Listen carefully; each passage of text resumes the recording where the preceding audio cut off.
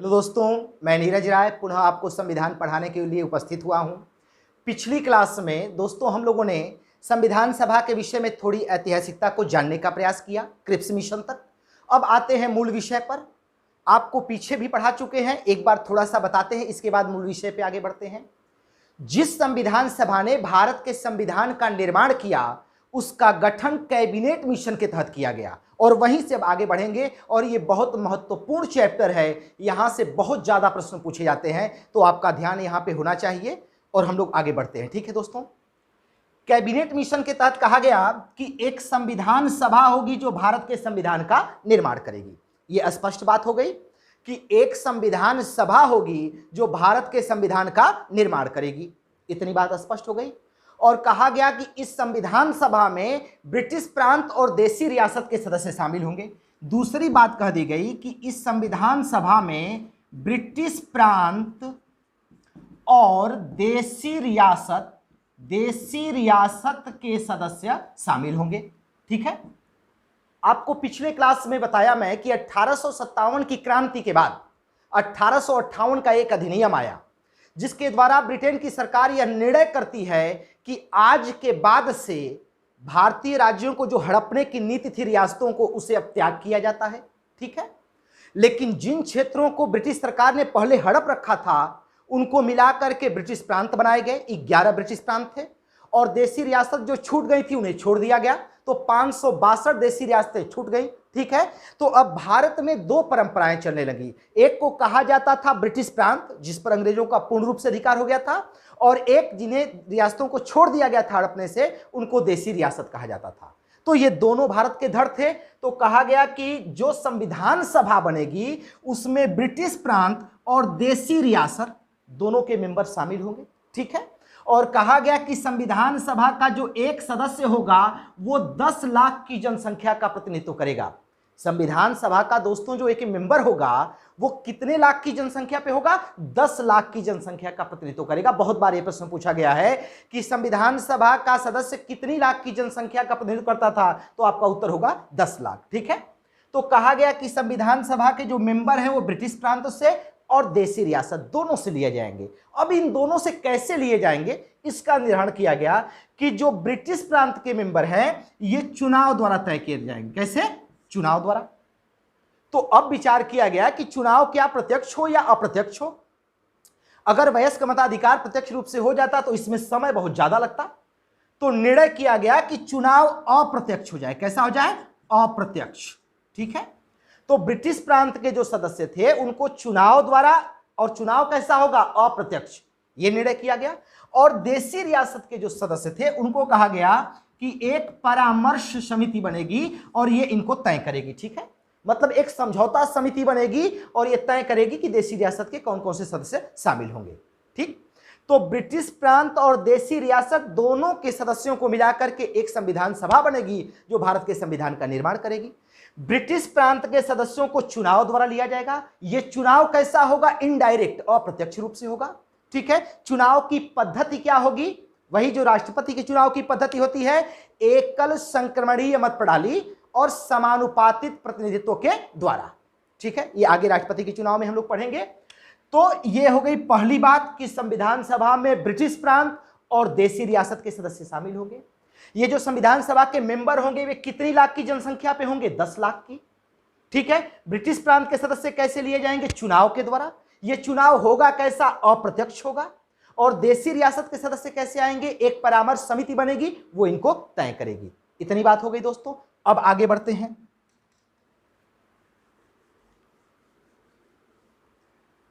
अब cabinet mission के तहत जो संविधान सभा के सदस्यों की संख्या निश्चित की गई थी वो 389 थी। कैबिनेट मिशन के तहत संविधान सभा के सदस्यों की जो संख्या निश्चित की गई थी वो कितनी थी? 389 थी। अब 389 में 292 सदस्य ब्रिटिश प्रांत से थे। ठीक है, 4 सदस्य इसमें चीफ कमिश्नरी क्षेत्रों से थे, मुख्य आयुक्त क्षेत्रों से थे। आप जानते होंगे कि 4 आयुक्त क्षेत्र थे, मुख्य कमिश्नरी क्षेत्र थे। दिल्ली, कुर्ग, अजमेर और मारवाड़, ये 4 चीफ कमिश्नरी क्षेत्र थे। मुख्य आयुक्त क्षेत्र थे दिल्ली, कुर्ग, अजमेर और मारवाड़। तो यहां से 4 सदस्य, ये टोटल कितने हो गए? 296 सदस्य। कहा गया कि इनके लिए चुनाव होगा। इनके लिए क्या होगा? चुनाव होगा, इनडायरेक्ट चुनाव होगा, अप्रत्यक्ष 296 सदस्यों के लिए, जिसमें से 292 ब्रिटिश प्रांत से और 4 सदस्य चीफ कमिश्नरी क्षेत्रों से लिए जाएंगे। और इधर कहा गया कि 93 सदस्य ये देसी रियासत से होंगे। कहां से होंगे? देसी रियासत से लिए जाएंगे, एक परामर्श समिति द्वारा, एक परामर्श समिति द्वारा। ठीक है, ये देसी रियासत से होंगे। अब जब चुनाव की बात हो गई कि ब्रिटिश प्रांत के जो 296 सदस्य हैं वो चुनाव द्वारा लिए जाएंगे, और कहा गया कि चुनाव इनडायरेक्ट होगा, प्रत्यक्ष नहीं होगा, तब ये सवाल उठता है कि इनको वोट कौन देगा। और ये बहुत बार प्रश्न पूछा गया है कि संविधान सभा के सदस्यों को किसने चुना है। आप पीछे उठाकर देखेंगे तो 10 बार ये प्रश्न पूछा गया है दोस्तों। ठीक है, तो अब आते हैं कि ये जो 296 सदस्य टोटल हैं, ठीक है, अब यहां से लेते हैं 296 सदस्य, इनके लिए चुनाव की बात की गई कि इनके चुनाव में मत कौन देगा, और ये ब्रिटिश प्रांतों से लिए जाएंगे। तो कहा गया कि प्रांतों की विधानसभाओं के जो चुने गए सदस्य हैं वही संविधान सभा के सदस्यों को चुनेंगे। इसको फिर से गौर से सुनने का प्रयास करिएगा और आज के बाद ये कभी याद न करना पड़े दोस्तों। संविधान सभा के सदस्यों का जो चुनाव होगा ब्रिटिश प्रांत 296 सदस्यों का, इसमें मत कौन देगा? प्रांतों की विधानसभाओं में जो चुने गए सदस्य हैं पहले से, वही संविधान सभा के सदस्यों को चुनेंगे। तो यदि आपसे पूछा जाए कि संविधान सभा के सदस्यों को किसने चुना, तो आप उत्तर लगाएंगे प्रांतों की विधानसभाओं के सदस्यों ने। ठीक है, आज आप जानते हैं कि राष्ट्रपति का चुनाव अप्रत्यक्ष रूप से होता है, तो कौन कौन वोट देते हैं। ठीक है, राज्यसभा के सांसद के चुनाव के विषय में तो आपको पता होगा कि राज्यों की विधानसभाओं के जो विधायक हैं वही राज्यसभा के सांसद को वोट देते हैं। ठीक वैसे ही संविधान सभा के जो 296 मेंबर थे जिनके लिए चुनाव होना था, कहा गया कि इनको वोट कौन देगा? तो प्रांतों की विधानसभाओं के चुने गए सदस्य संविधान सभा के सदस्यों को चुनेंगे। इस बात को याद रखिएगा, कई बार यह प्रश्न पूछा गया है कि संविधान सभा के मेंबरों को चुना किसने है, तो आपका उत्तर होगा प्रांतों की विधानसभाओं के चुने गए सदस्यों के द्वारा। ठीक है, यह बात क्लियर हो गई कि ब्रिटिश प्रांतों के लिए चुनाव होगा। चुनाव कैसा होगा? अप्रत्यक्ष होगा। ठीक है, इसमें वोट कौन देगा? प्रांतों की विधानसभाओं के सदस्य इसमें वोट देंगे। तो ये 296 सीटों के लिए चुनाव हुआ और 93 जो सीट है वो एक परामर्श समिति द्वारा तय होकर के आएगी, ये निश्चय किया गया। ठीक है, अब आगे बढ़ते हैं।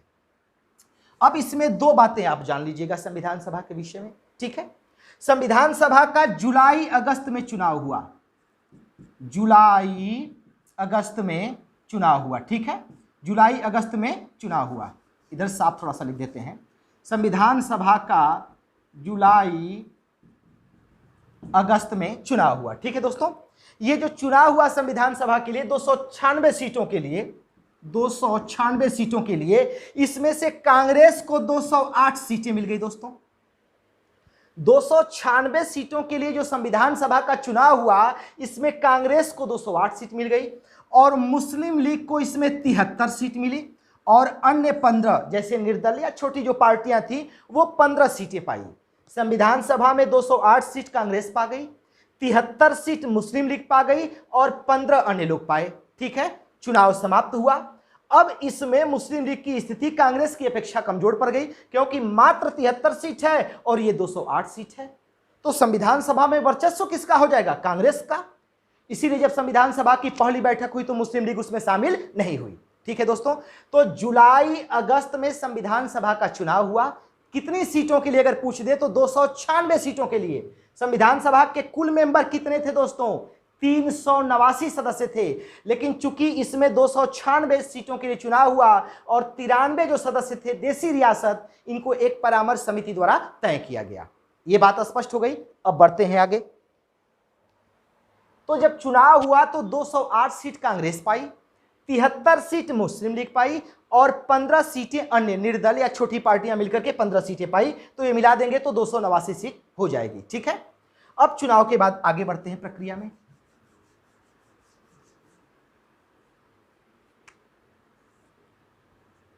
ये जो 389 सदस्य थे दोस्तों, इसमें 15 महिलाएं थी। कितनी महिलाएं थी? 15 महिलाएं थी। बहुत महत्वपूर्ण बात है कि संविधान सभा में कितनी महिलाएं थी? 15 महिलाएं थी। ठीक है, 33 अनुसूचित जाति, 26 अनुसूचित जनजाति, 33 अनुसूचित जनजाति और 26 अनुसूचित जाति। ठीक है, फिर से एक बार हमारे साथ सुनने का प्रयास करिएगा। जो संविधान सभा की सीट तय की थी कैबिनेट मिशन ने 389, इसमें 15 महिलाएं थी, 33 अनुसूचित जनजाति और 26 अनुसूचित जाति। ये 33 अनुसूचित जनजाति, इनकी संख्या अधिक थी अनुसूचित जाति की अपेक्षा। ये बात ख्याल रखिएगा, कभी भी आपके सामने प्रश्न के रूप में लाया जा सकता है कि 389 सदस्य संख्या जो कैबिनेट मिशन ने तय की थी संविधान सभा के लिए, उसमें महिलाओं की संख्या कितनी थी? आप उत्तर लगाएंगे 15। अनुसूचित जनजाति की संख्या कितनी थी? 33। और अनुसूचित जाति की संख्या कितनी थी? 26। ठीक है। अच्छा, ये संविधान सभा जो संविधान का हमारे निर्माण करेगी, इसमें कुछ बड़े नाम शामिल नहीं थे, जैसे गांधी शामिल नहीं थे, जिन्ना शामिल नहीं थे। ठीक है, ऐसे कुछ बड़ी हस्तियां थी जो संविधान सभा में शामिल नहीं हुई। बहुत सी रियासतें शामिल नहीं हुई, जैसे हैदराबाद रियासत तो अंतिम समय तक शामिल नहीं हुई। ठीक है, हैदराबाद रियासत तो अंतिम समय तक शामिल नहीं हुई। इसमें गांधी शामिल नहीं थे, जिन्ना शामिल नहीं थे। ठीक है, अन्य कुछ सदस्य जैसे पारसी समुदाय से पीएच मोदी पारसी समुदाय से थे। ठीक है, फ्रैंक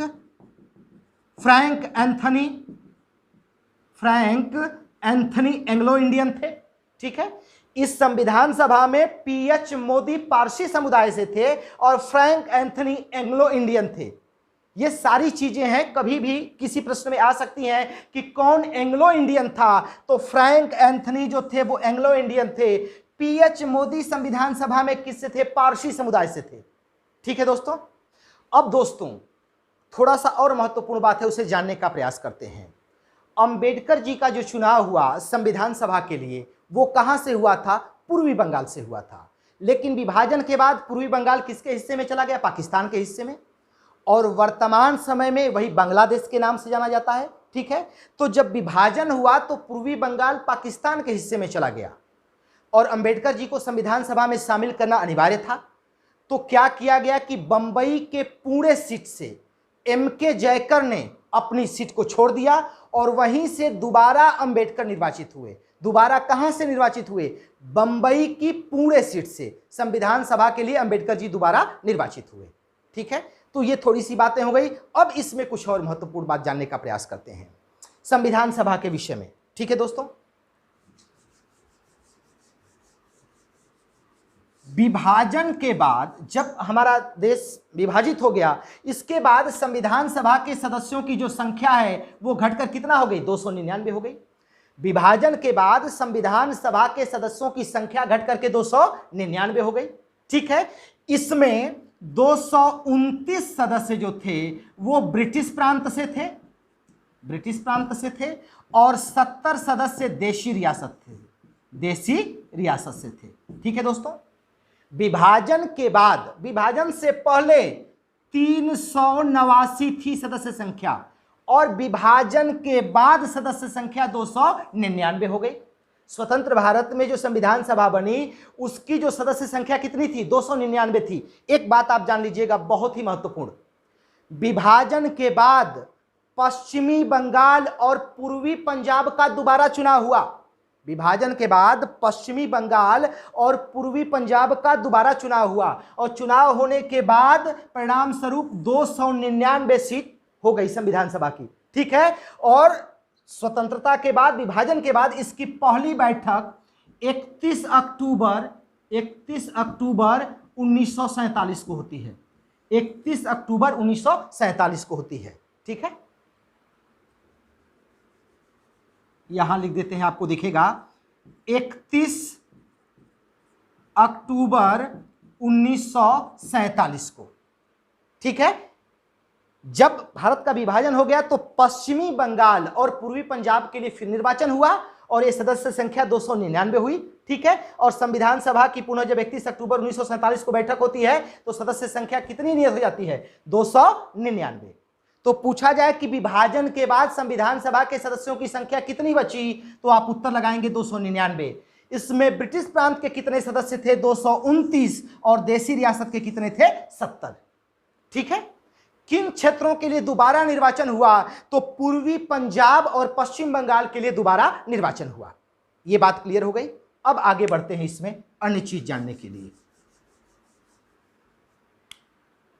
31 दिसंबर 1947 को जो चीज प्रकाशित हुई इसके सदस्यों की, इसके विषय में संख्या जान लीजिएगा कि संविधान सभा में सबसे अधिक जो सदस्य थे 55 सदस्य, वो संयुक्त प्रांत से थे। कहां से थे, संयुक्त प्रांत से 55 सदस्य थे, और 49 सदस्य मद्रास प्रांत से। मतलब इन दो प्रांतों से संविधान सभा में सबसे अधिक सदस्य थे। यदि कभी पूछ दिया जाए कि संविधान सभा में सबसे अधिक सदस्य किस प्रांत से थे, तो सबसे अधिक सदस्य 55 सदस्य संयुक्त प्रांत से थे, उसके बाद मद्रास से। और पूछा जाए कि किस रियासत के सबसे अधिक सदस्य थे, तो 6 सदस्य जो थे वो त्रावणकोर रियासत से थे। ठीक है। तो संविधान सभा में सबसे अधिक सदस्य किस प्रांत से थे, तो उत्तर हो जाएगा संयुक्त प्रांत से। किस रियासत से सबसे अधिक थे, तो 6 सदस्य त्रावणकोर से थे। ये रियासतों में सबसे अधिक थे त्रावणकोर से। ठीक है दोस्तों, अब इतनी बात हो गई। अब आगे कुछ चीजें जानने का प्रयास करिएगा कि इस पे जो टिप्पणी हुई है, उन 3 टिप्पणियों में एग्जाम में प्रश्न पूछा गया है। ठीक है। गांधी जी ने कहा था, जब संविधान सभा के विषय में बात हुई तो कहा गया था, चुनाव जब होने वाला था जुलाई अगस्त में, उन्होंने कहा कि यूरोपीय चुनाव में भाग नहीं लेंगे। अगर यह प्रश्न पूछ दिया जाए कि किसने कहा था कि संविधान सभा के चुनाव में यूरोपीय भाग नहीं लेंगे, तो यह महात्मा गांधी ने कहा था, और यूरोपीय इसको मान गए और वो संविधान सभा के लिए खड़े नहीं हुए, और उन्हें कहा कि हम अपने मत का प्रयोग भारतीयों के लिए करेंगे। किसने कहा कि संविधान सभा में जो चुनाव होगा उसमें यूरोपीय शामिल नहीं होंगे, ये महात्मा गांधी ने कहा, और इसके मानते हुए यूरोपीय कहे कि हम चुनाव में खड़े नहीं होंगे बल्कि अपने मत का प्रयोग भारतीयों के लिए करेंगे, ये महात्मा गांधी का है। ठीक है। मौलाना आजाद ने कहा कि जो वयस्क निर्वाचन है उसको कितने समय के लिए टाल देना चाहिए, 15 वर्षों के लिए। वयस्क निर्वाचन को टालने की वकालत किसने की थी संविधान सभा में, तो ये मौलाना अबुल कलाम आजाद ने कहा कि जो संविधान सभा के लिए निर्वाचन है उसमें वयस्क निर्वाचन को कितने समय के लिए टाल दिया जाए, 15 वर्षों के लिए। यह भी प्रश्न आपके सिविल में पूछा गया है कि वयस्क निर्वाचन को 15 वर्षों को टालने की वकालत किसने की है, मौलाना आजाद ने। ये 2 बातें याद रखिएगा। गांधी ने कहा था कि यूरोपीय शामिल न हो, और मौलाना आजाद ने कहा था कि वयस्क निर्वाचन को 15 वर्षों के लिए टाल दिया जाए। ये 2 कथन। अब आगे बढ़ते हैं। ग्रेनविले, ठीक है, ऑस्टिन ने क्या कहा, ग्रेनविले ऑस्टिन ने कहा कि यह एक दलीय देश का एक दलीय निकाय है। संविधान सभा के विषय में ग्रेनविल ऑस्टिन की एक टिप्पणी है दोस्तों कि यह एक दलीय देश का एक दलीय निकाय है, और संविधान सभा कांग्रेस थी और कांग्रेसी भारत।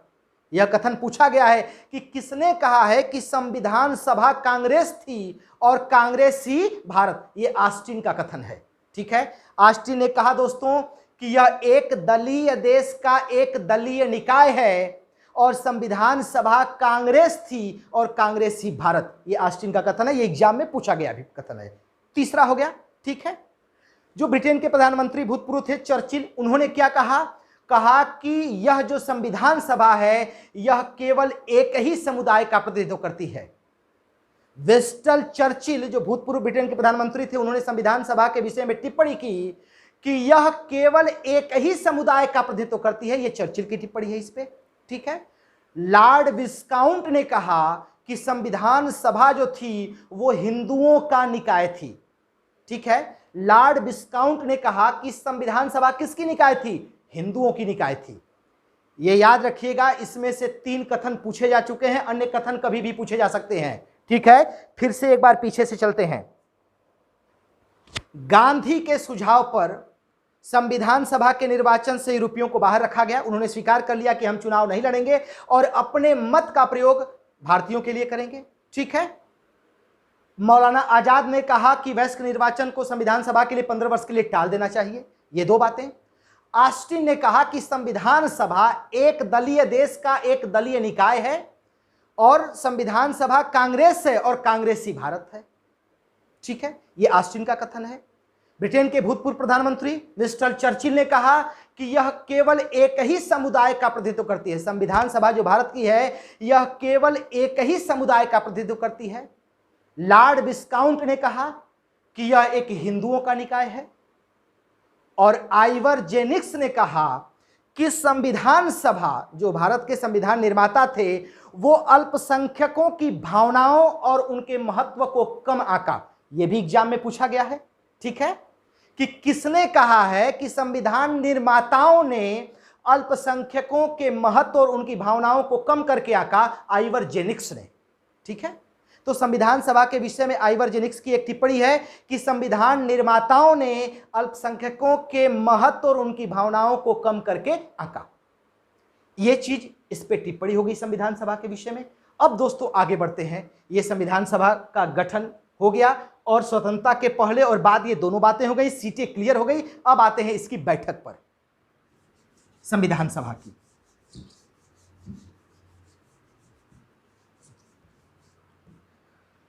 दोस्तों संविधान सभा की जो पहली बैठक होती है वो 9 दिसंबर 1946 को। संविधान सभा की पहली बैठक 9 दिसंबर 1946 को होती है। मुस्लिम लीग इसमें शामिल नहीं होती है, जिसकी चर्चा मैं पीछे कर चुका हूं। ठीक है दोस्तों, हमारे संविधान में बहुत सी चीजें अन्य देशों के संविधान से प्रभावित हैं, जिसको आप जानते हैं। तो हमारे संविधान में एक चीज फ्रांस के संविधान से प्रभावित है कि जो सदन का सबसे वरिष्ठ सदस्य है उसकी सदन में इज्जत। ये कहां से लिया गया है? फ्रांस के संविधान से लिया गया है। ठीक है, इसीलिए जो सबसे सीनियर होता है उसी को लोकसभा अध्यक्ष बनाया जाता है। यह फ्रांस के संविधान से लिया गया है कि सदन के सबसे वरिष्ठ सदस्य का सदन में जो एक वरीयता दी जाती है यह फ्रांस के संविधान से लिया गया है। तो 9 दिसंबर 1946 को संविधान सभा की पहली बैठक हुई और सदन के सबसे वरिष्ठ सदस्य डॉक्टर सच्चिदानंद सिन्हा को संविधान सभा का अस्थायी अध्यक्ष बनाया गया। 9 दिसंबर 1946 को संविधान सभा की पहली बैठक होती है और डॉक्टर सच्चिदानंद सिन्हा को संविधान सभा का अस्थायी अध्यक्ष बनाया जाता है। यह किस देश के संविधान से प्रभावित होकर के? फ्रांस के संविधान में, क्योंकि सदन के सबसे वरिष्ठ सदस्य सच्चिदानंद सिन्हा थे, इसलिए इनको अस्थायी अध्यक्ष बनाया गया 9 दिसंबर 1946 को। तो संविधान सभा की पहली बैठक कब होती है? 9 दिसंबर 1946 को। और इसके पहले अस्थायी अध्यक्ष कौन बनाए जाते हैं? डॉक्टर सच्चिदानंद सिन्हा। ठीक है दोस्तों, ये कई बार एग्जाम में पूछा गया है, लेकिन ये केवल एक सूचना है। तब भी तो जानना हमें आवश्यक है कि संविधान सभा की पहली बैठक कब होती है? 9 दिसंबर 1946 को। इसके पहले अस्थायी अध्यक्ष कौन होते हैं? डॉक्टर सच्चिदानंद सिन्हा। ठीक है, अब आगे बढ़ते हैं महत्वपूर्ण चीज पे।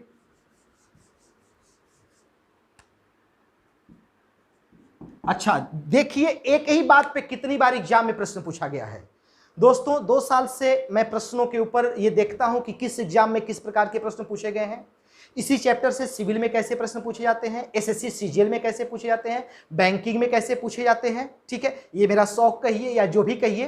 तो 9 दिसंबर की जो डेट थी, अभी मैं चर्चा किया हूं कि 9 दिसंबर 1946 को संविधान सभा की पहली बैठक होती है और डॉक्टर सच्चिदानंद सिन्हा इसके अस्थायी अध्यक्ष बनाए जाते हैं। इस पे कितना प्रश्न किस प्रकार से पूछा गया है? एक तो सामान्य प्रश्न कई बार पूछा गया है कि अस्थायी अध्यक्ष कौन थे? डॉक्टर सच्चिदानंद सिन्हा। कब बैठक पहली होती है? 9 दिसंबर 1946 को। लेकिन इसमें पूछा गया है कि संविधान सभा का गठन कब हुआ है? तब भी उत्तर लगाएंगे 9 दिसंबर 1946। संविधान सभा की स्थापना कब हुई है? तब भी उत्तर लगाएंगे 9 दिसंबर 1946। और एक बार प्रश्न पूछा गया है कि संविधान सभा के उद्घाटन समारोह की अध्यक्षता किसने की है? संविधान सभा के उद्घाटन समारोह की अध्यक्षता किसने की है? तो उत्तर हो जाएगा डॉक्टर सच्चिदानंद सिन्हा, क्योंकि उद्घाटन समारोह भी किस दिन होता है? 9 दिसंबर 1946। इस पे 7-8 प्रकार से प्रश्न पूछे गए हैं कि संविधान सभा की पहली बैठक 9 दिसंबर 1946, संविधान सभा का गठन 9 दिसंबर 1946, संविधान सभा की स्थापना 9 दिसंबर 1946, संविधान सभा का उद्घाटन 9 दिसंबर 1946। ये पीछे जाकर देखिएगा तो सारे के सारे प्रश्न पूछे गए हैं। ठीक है दोस्तों, तो एक ही चीज को जैसे आप जानते हैं कि लॉर्ड मैकाले और बाद में आकलैंड की एक थ्योरी आई थी, ठीक है, अधोमुखी निस्यंदन सिद्धांत, उसी को परीक्षा में छलनी सिद्धांत, फिल्टरेशन थ्योरी, तरह तरह नाम करके पूछा गया है, वैसे ही इसको तरह तरह करके पूछा गया है। ठीक है दोस्तों, आगे बढ़ते हैं। 11 दिसंबर 1946 को संविधान सभा का अस्थायी अध्यक्ष डॉक्टर राजेंद्र प्रसाद को बनाया जाता है। 11 दिसंबर 1946 को संविधान सभा का अस्थायी अध्यक्ष डॉक्टर राजेंद्र प्रसाद को बनाया जाता है, राजेंद्र प्रसाद को बनाया जाता है। ठीक है, यहां एक बात जानिएगा, आप प्रश्न के हिसाब से विषय को पढ़ने का प्रयास करिएगा। ठीक है, जब आप प्रश्न के हिसाब से पढ़ेंगे तो दोस्त गलती नहीं होगा, ये जान लीजिएगा कि एग्जामिनर कितने प्रकार से वहां से प्रश्न को लेकर के हमारे सामने आ सकता है। 11 दिसंबर 1946 को संविधान सभा का अस्थायी अध्यक्ष किसे बनाया गया? डॉक्टर राजेंद्र प्रसाद को संविधान सभा का अस्थायी अध्यक्ष बनाया गया। ठीक है, और ये कब तक संविधान सभा के अस्थायी अध्यक्ष रहते हैं? यहां से 24 जनवरी 1950 को संविधान सभा की अंतिम बैठक होती है। 24 जनवरी 1950 को संविधान सभा की अंतिम बैठक होती है। इसी दिन संविधान सभा को अंतरिम संसद में बदल दिया जाता है। जवाहरलाल नेहरू राजेंद्र प्रसाद के राष्ट्रपति का प्रस्ताव प्रस्तुत करते हैं और सरदार वल्लभ भाई पटेल इसका अनुमोदन कर देते हैं और संविधान सभा इसे स्वीकार कर लेती है। और 24 जनवरी 1950 को डॉक्टर राजेंद्र प्रसाद संविधान सभा के माध्यम से भारत के राष्ट्रपति बन जाते हैं। तो 11 दिसंबर 1946 से 24 जनवरी 1950 तक संविधान सभा के अध्यक्ष कौन रहते हैं? डॉक्टर राजेंद्र प्रसाद। अब एक प्रश्न पूछा गया है कि जब भारत स्वतंत्र हुआ तो संविधान सभा के अध्यक्ष कौन थे? यह प्रश्न पूछा गया है कि नहीं पूछा गया है कि जब भारत स्वतंत्र हुआ तो संविधान सभा के अध्यक्ष कौन थे? तो अगर 11 दिसंबर 1946 से लेकर के 24 जनवरी 1950 तक संविधान सभा के अध्यक्ष डॉक्टर राजेंद्र प्रसाद रहते हैं, तो अगर 15 अगस्त 1947 को हमारा देश स्वतंत्र होगा तो भी अध्यक्ष कौन रहेंगे? डॉक्टर राजेंद्र प्रसाद। बात क्लियर हो गई कि संविधान सभा के अस्थायी अध्यक्ष कौन बनते हैं? डॉक्टर राजेंद्र प्रसाद। और किस तिथि को बनते हैं? 11 दिसंबर 1946 को। ठीक है, अब आगे बढ़ते हैं। 11 दिसंबर 1946 को ही H.C. मुखर्जी, हरीशचंद्र मुखर्जी को संविधान सभा का उपाध्यक्ष बना दिया गया। उपाध्यक्ष, संविधान सभा के उपाध्यक्ष कौन बनते हैं? हरीशचंद्र मुखर्जी। 11 दिसंबर 1946 को संविधान सभा के अध्यक्ष डॉक्टर राजेंद्र प्रसाद बनते हैं और उपाध्यक्ष कौन बनते हैं? H.C. मुखर्जी, हरीशचंद्र मुखर्जी। ये संविधान सभा के क्या बनते हैं दोस्तों? उपाध्यक्ष बनते हैं। बात क्लियर हो गई। इसी दिन B.N. राव संवैधानिक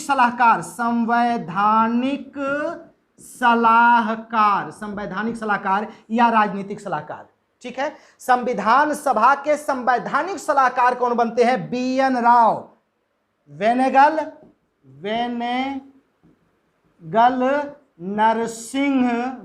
नरसिंह राव। बहुत महत्वपूर्ण नाम है, बहुत महत्वपूर्ण नाम है, क्योंकि संविधान का पहला प्रारूप किसने बनाया है? यही B.N. राव, वेनेगल नरसिंह राव। ठीक है, तो 11 दिसंबर को जब दूसरी बैठक होती है संविधान सभा की, 11 दिसंबर 1946 को, तो डॉक्टर राजेंद्र प्रसाद को संविधान सभा का अस्थायी अध्यक्ष बनाया जाता है। ठीक है, हरीशचंद्र मुखर्जी को उपाध्यक्ष बनाया जाता है और B.N. राव को संवैधानिक सलाहकार या राजनीतिक सलाहकार बनाया जाता है संविधान सभा का, B.N. राव का। और यही संविधान के पहले प्रारूप को बनाते हैं। पहला प्रारूप संविधान का किसने बनाया है? B.N. राव ने। ठीक है दोस्तों, इतनी बात क्लियर हो गई। पहली बैठक 9 दिसंबर 1946 को होती है। डॉक्टर सच्चिदानंद सिन्हा को संविधान सभा का अस्थायी अध्यक्ष बनाया जाता है। ठीक है, क्यों डॉक्टर सच्चिदानंद सिन्हा को चुना जाता है? क्योंकि फ्रांस के संविधान के तर्ज पर सदन का जो सबसे मोस्ट सीनियर व्यक्ति है उनको संविधान सभा का अस्थायी अध्यक्ष बनाया जाता है। 11 दिसंबर को डॉक्टर राजेंद्र प्रसाद को संविधान सभा का अस्थायी अध्यक्ष बनाया जाता है, जो 24 जनवरी 1950 तक रहते हैं। ठीक है, अंतिम बैठक तक। हरिश्चंद्र मुखर्जी को उपाध्यक्ष बनाया जाता है और BN राव को संवैधानिक सलाहकार बनाया जाता है, जिन्होंने संविधान का पहला प्रारूप तैयार किया है। ठीक है दोस्तों, अब आगे बढ़ते हैं थोड़ा सा। पीछे आप प्रश्न जाकर के देखिएगा, जैसे तिलक के विषय में एक प्रश्न पूछा गया है, ठीक है, दादा भाई नौरोजी के विषय में प्रश्न पूछा गया है। मेरा एक सुझाव है आप लोगों का, जो भी सिविल में है या किसी क्षेत्र में तैयारी करते हैं, जो 20-25 नामचीन पर्सनालिटी हैं इतिहास में या संविधान में, ठीक है, उनके विषय में सारी चीज जानने का प्रयास करिएगा, क्योंकि जब 4 कूट आ रहा है तो वहां आपको समस्या हो जाएगी कि क्या इसमें सही है, क्या इसमें गलत है। जैसे वेनेगल नरसिंह राव के विषय में पढ़े तो थोड़ी सी बात इनके विषय में जान लीजिएगा। BN राव जो हैं, BN राव, ठीक है, यह संविधान सभा के क्या थे? संवैधानिक सलाहकार थे, संवैधानिक सलाहकार थे, ठीक है। संविधान का प्रारूप किसने बनाया? प्रारूप बनाया, ठीक है। संविधान का प्रारूप किसने बनाया है? BN राव ने, संवैधानिक सलाहकार थे, ठीक है। और ये LLD थे, LLD थे, बहुत महत्वपूर्ण सूचना है दोस्तों।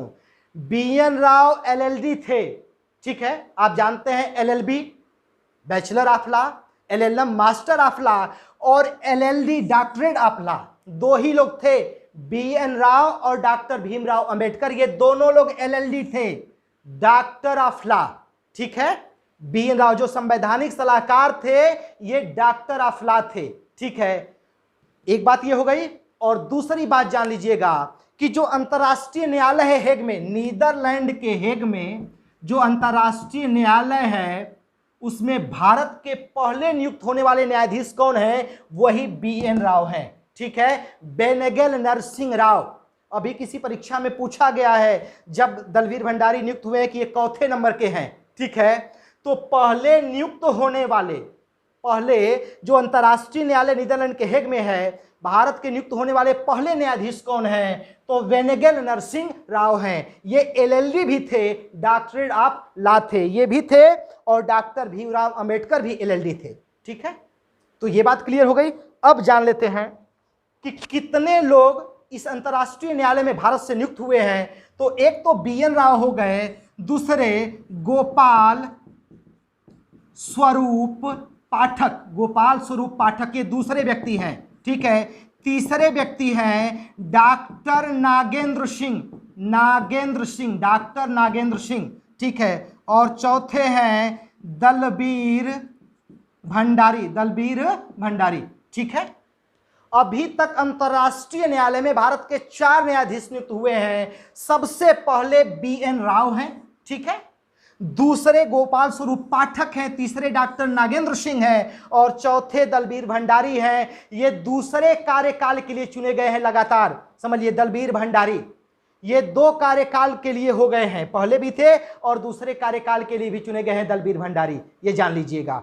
तो ये अंतर्राष्ट्रीय न्यायालय में, तो BN राव अंतर्राष्ट्रीय न्यायालय में भी न्यायाधीश रहे हैं और कलकत्ता उच्च न्यायालय में भी न्यायाधीश रहे हैं, जान लीजिएगा, ठीक है। और जम्मू कश्मीर के प्रधानमंत्री भी रहे हैं BN राव। BN राव जो संवैधानिक सलाहकार रहे हैं, ये जम्मू कश्मीर के प्रधानमंत्री भी थे, ठीक है। ये कलकत्ता उच्च न्यायालय के न्यायाधीश भी रहे हैं, ये अंतर्राष्ट्रीय न्यायालय में पहले भारतीय न्यायाधीश भी रहे हैं, और बर्मा का संविधान भी BN राव ने बनाया है, जिसे म्यांमार के नाम से आप जानते हैं। बर्मा का संविधान भी, क्योंकि डॉक्टरेट ऑफ लॉ थे, बर्मा का संविधान भी BN राव ने बनाया है, ठीक है दोस्तों। तो मान लीजिए कि जैसे 4 कूट में आपके पास आपके सामने आ गया कि BN राव संविधान सभा के संवैधानिक सलाहकार थे, इन्होंने संविधान का पहला प्रारूप बनाया, ये LLD भी थे, चौथा ये अंतर्राष्ट्रीय न्यायालय में नियुक्त होने वाले पहले भारतीय हैं। तो अगर सब बातें स्पष्ट रहेंगी तो उपयुक्त में से चारों कूट सही हो जाएंगे, अगर स्पष्ट नहीं होगी तो हमारे लिए समस्या होगी। उसी कूट में डाल दिया कि ये कलकत्ता उच्च न्यायालय के भी न्यायाधीश रहे हैं, इन्होंने बर्मा का संविधान भी बनाया है, ये पहले जम्मू कश्मीर के प्रधानमंत्री भी नियुक्त हुए थे, ठीक है। ये तमाम इनके विषय में सूचनाएं हैं। तो दोस्तों जो बड़े बड़े नाम हैं जिन्होंने कुछ बड़ा किया है, उनके विषय में सारी सूचनाएं आपको रखना है, क्योंकि प्रश्नों का स्तर बदल रहा है, ठीक है। जगह नहीं रह गई है बनाने के लिए प्रश्न, अरे चीज वही है। अब राष्ट्रपति के लिए एग्जामिनर अलग से प्रश्न नहीं बनाएगा, जो हमारे संविधान में प्रावधान है वही तो वो बनाएगा, ठीक है। लेकिन कुछ अलग ढूंढने का प्रयास करता है, कुछ अलग रखने का प्रयास करता है जहां से आप गलतियां कर सकते हैं। तो ये हो गया। 11 दिसंबर को दूसरी बैठक हुई। डॉक्टर राजेंद्र प्रसाद को अस्थायी अध्यक्ष बनाया गया, हरिश्चंद्र मुखर्जी को, एस सी मुखर्जी को उपाध्यक्ष बनाया गया, और तीसरी बात कि BN राव को संविधान सभा का संवैधानिक सलाहकार बनाया गया। अब एक बात यहां समझने का प्रयास करिएगा थोड़ा सा, इसके बाद हम आगे बढ़ते हैं। दोस्तों इस बात को थोड़ा सा समझिएगा, इसके बाद हम आगे बढ़ने का प्रयास करते हैं। अब संविधान सभा का काम हो गया संविधान को बनाना। डॉक्टर राजेंद्र प्रसाद इसके अध्यक्ष हो गए, राजेंद्र प्रसाद इसके अध्यक्ष हो गए, ठीक है। लेकिन संविधान सभा 17 नवंबर 1947 17 नवंबर 1947 को संविधान सभा की जो बैठक है वो डोमेनियन विधानसभा के रूप में हुई, ठीक है। 17 नवंबर 1947 को संविधान सभा की जो बैठक है दोस्तों वो डोमेनियन विधानसभा के रूप में हुई, और उस दिन इसी सभा का अध्यक्ष जो है जीवी मावलंकर को चुन लिया गया। किसको चुना गया?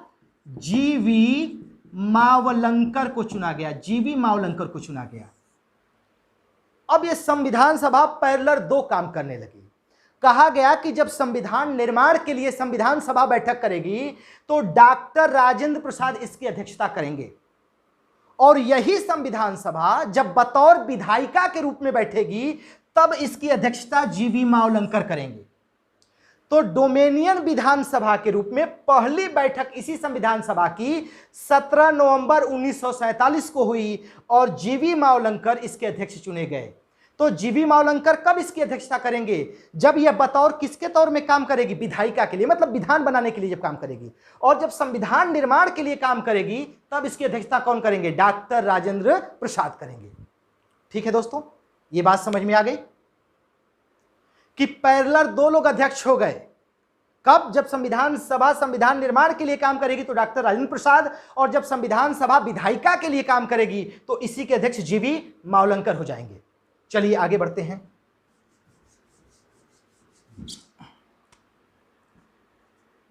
13 दिसंबर 1946 को जवाहरलाल नेहरू संविधान सभा के समक्ष उद्देश्य प्रस्ताव को प्रस्तुत करते हैं। बहुत बार यह प्रश्न पूछा गया है कि संविधान सभा के समक्ष उद्देश्य प्रस्ताव को कौन प्रस्तुत करते हैं? जवाहरलाल नेहरू। किस तिथि को? 13 दिसंबर 1946 को। 13 दिसंबर 1946 को संविधान सभा के समक्ष उद्देश्य प्रस्ताव कौन प्रस्तुत करता है? जवाहरलाल नेहरू। ठीक है, और दोस्तों यही उद्देश्य प्रस्ताव हमारे संविधान की थोड़े परिवर्तित होकर उद्देशिका बनी है। वर्तमान समय में जो हमारे संविधान की प्रस्तावना है, या उद्देशिका कहें या आमुख कहें, वह 13 दिसंबर 1946 को जवाहरलाल नेहरू द्वारा प्रस्तुत उद्देश्य प्रस्ताव ही है, जो थोड़े परिवर्तन के साथ भारतीय संविधान की उद्देशिका या प्रस्तावना या आमुख बना है। ठीक है दोस्तों, तो 13 दिसंबर 1946 को संविधान सभा के सामने जवाहरलाल नेहरू ने उद्देश्य प्रस्ताव को रखा। 22 जनवरी 1947 को संविधान सभा ने इस उद्देश्य प्रस्ताव को पारित कर दिया और स्वीकार कर लिया। ठीक है, 22 जनवरी 1947 को संविधान सभा ने इस उद्देश्य प्रस्ताव को पारित कर दिया, जो जवाहरलाल नेहरू ने 13 दिसंबर 1946 को प्रस्तुत किया। और संविधान सभा ने 22 जनवरी 1947 को भारत को एक स्वतंत्र संप्रभु गणराज्य बनाने की घोषणा कर दी।